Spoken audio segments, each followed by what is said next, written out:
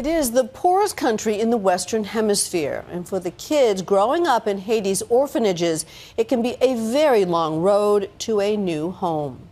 But for two young sisters stuck in international limbo, years of waiting will come down to just a few crucial days.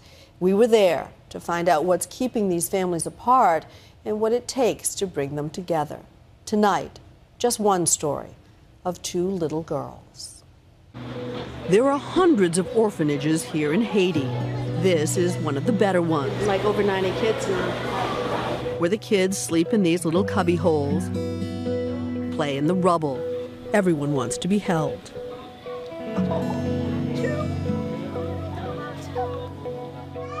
Nearly all the kids you see here have families waiting for them in America, but they are still here, stuck. We've come looking for two little girls, sisters, who have lived in limbo for 3 years, adopted by an American woman but unable to leave Haiti. We're hoping we can help change that in the next 3 days. Suddenly, they appear. This is Erica and this is Rixa. Hi, ladies. Rixa is 9. She's lived here since she was a toddler, 5 long years. I feel a deep and anguished bond with her. I'm an adopted child myself, who grew up in the shadow of an orphanage. I understand why she is slow to warn, watchful, the protector of her 5-year-old sister, Erica. Ready? Who smiles and cuddles easily and has been here since she was born. That is why when I got a tweet this summer from a woman named Ruth Kerr, I was so moved. Help my girls stuck in a flawed adoption process in Haiti. For the past year, she tells me, she has been Rixa and Erica's legal mother. Their adoption completed. But still, they are growing up with nothing and no one to call their own. Why are they still in Haiti if they were officially adopted over a year ago? Apathy. Honestly, I don't know a better word to describe. It just wasn't important. For U.S. government offices, for Haitian government offices, there is just a bureaucratic backlog. I imagine you would be the first to say it's important that this process be exquisitely careful. Everyone needs to be vetted, right? Absolutely. And I was vetted. I had 3 separate 2-hour psychological appointments. Every financial part of me has been checked out. Every ounce of my being has been checked out. Every I dotted, every T crossed. But it wasn't. It wasn't. No, it wasn't. There were pieces of paper missing. There was, oh, we forgot about this. That's what makes the process continue on and on and on and on and on. But she refuses to give up. And so, on a steamy summer day, our team goes to meet her at the bustling Port-au-Prince airport. Hi, how are you? It's so good to meet you. Ruth runs a successful consulting business from home in Seattle.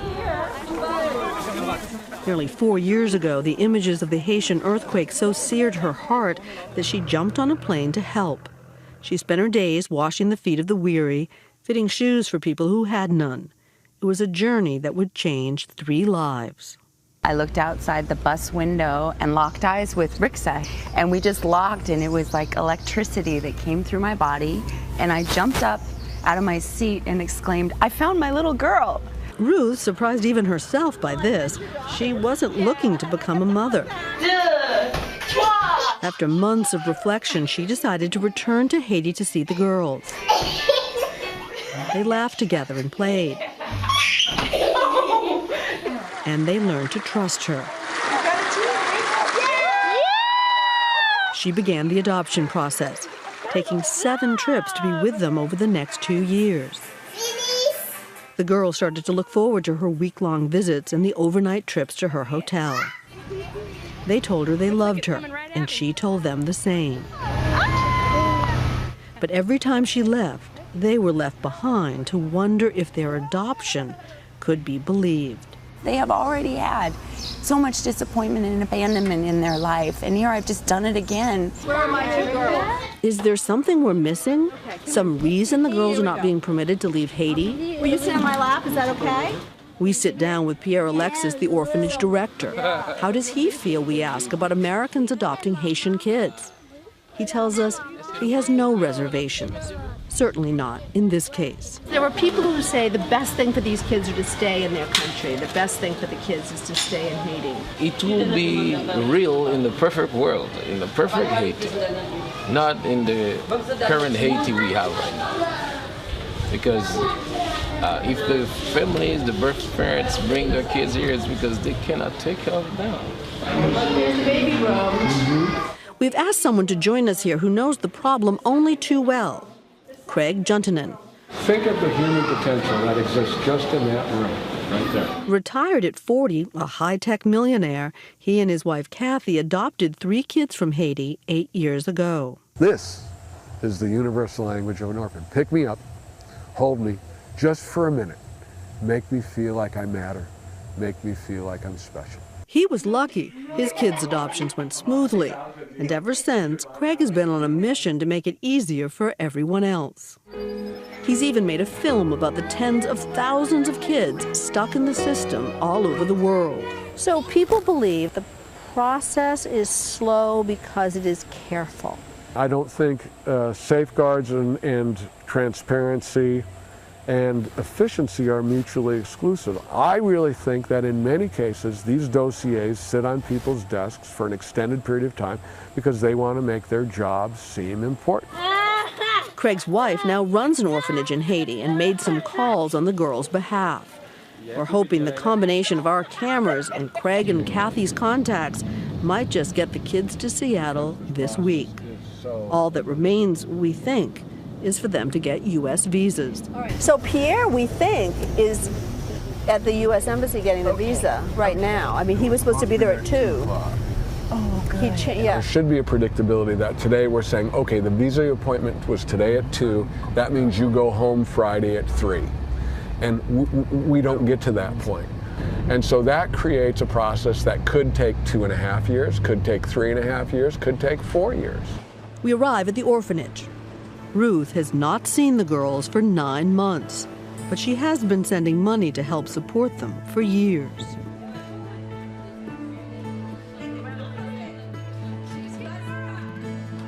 Erica is delighted, but Rixa gives Ruth a bit of a cold shoulder. Unable to believe this time might actually be the time, they leave with her. So I heard you say, did you think I was ever coming back? Yeah. What did she say? She said, yes, I didn't think you were ever coming back. How can they not think that? If Rixa cannot bear to hope, Ruth will hope for all of them. As we wait. What does Pierre say? He said he thinks he's on his way back. No, well, she hasn't gone in yet. And wait. One day, they're going to understand how much I love them and how much I fought for them. But this time, good news. The visas have come through.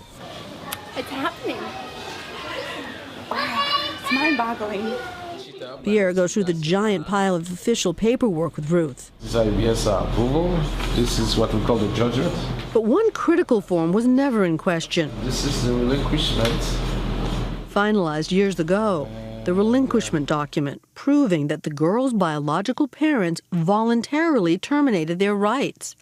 That's right, like more than 90% of the world's orphans, these girls have parents unable to care for them.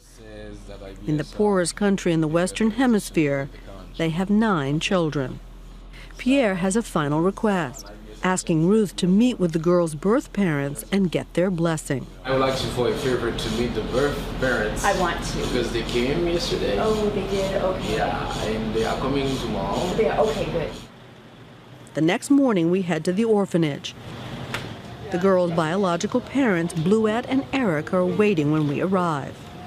It's the final step in what's been a wrenching process for everyone. Ruth has met the girls' parents before, but this moment they all know matters. So much at stake on the orphanage porch. The translator explains Bluette and Eric would like to stay in touch with the girls. I'd like you, before leaving, to give me your address, email, or your contact.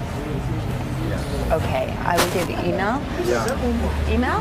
This request is a surprise, but Ruth is philosophical. We are family forever, forever. Bluette is philosophical too, saying to Ruth, "With God as my witness, I give you 2 children. I love you for life. We are family for life." They say goodbye. An agonizing sacrifice parents in desperate circumstances have long made for their children. It's time now to go to a new home. Seattle. Greeted at the airport by a slew of new friends and family. Hi there. Are you Rickson? Look at it! Oh, wow. Oh, it's our house. Welcome home. And the groceries have been delivered. Yours. Ours. Go.